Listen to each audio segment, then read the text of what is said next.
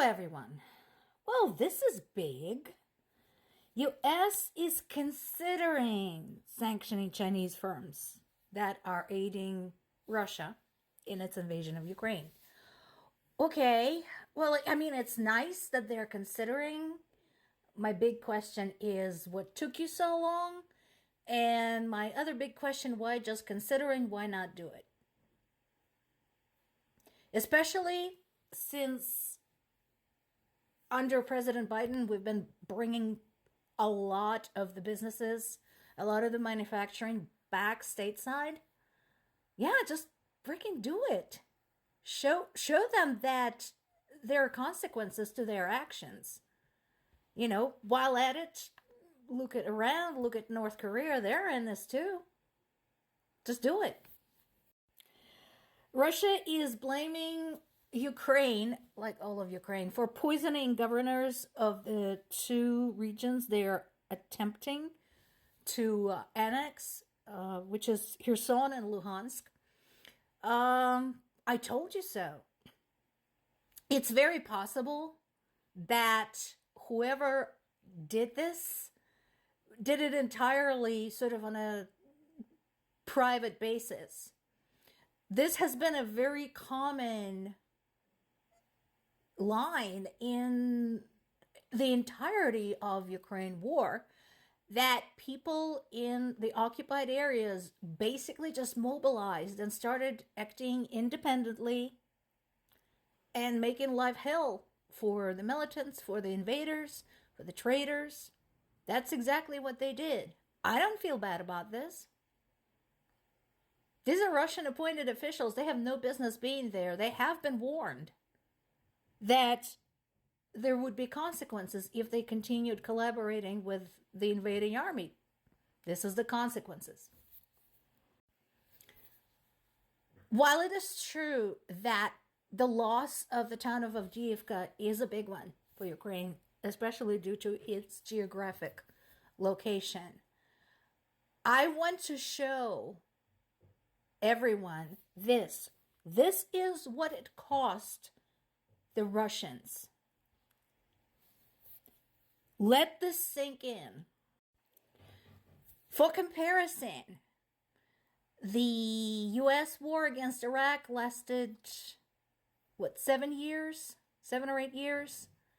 And the total US soldiers lost in that war is 4,431. So less than 1/10 of this number.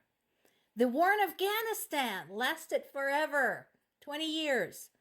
2,402 US soldiers were lost. So about 1/25 of this.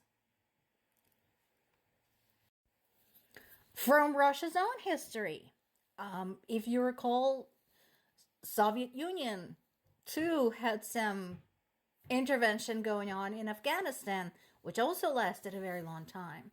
During that entire time, 15,000 Soviet soldiers died.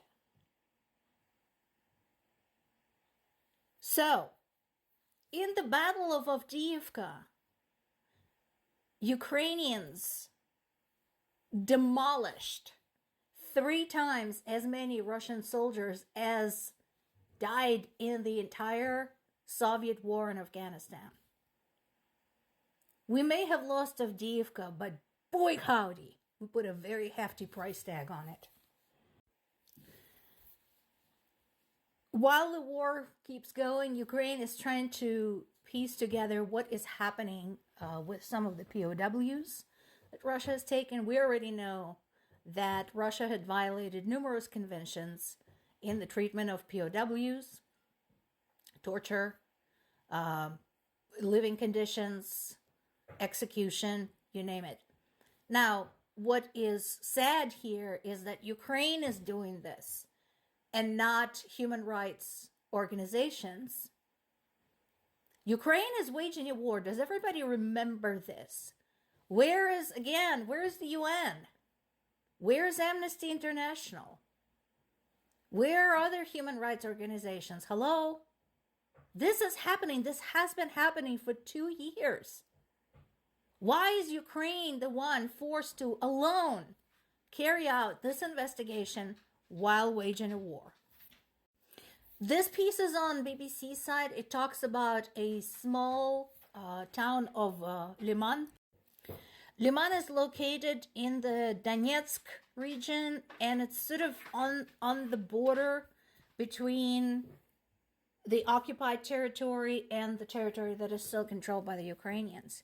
Like so many other villages, cities, towns in that situation, located right on the line there, the town had seen its share of hardship.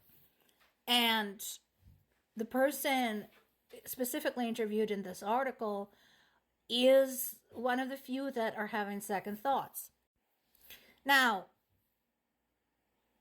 the article does point out that his mindset is not typical for all of Ukrainians, including Ukrainians living along the border.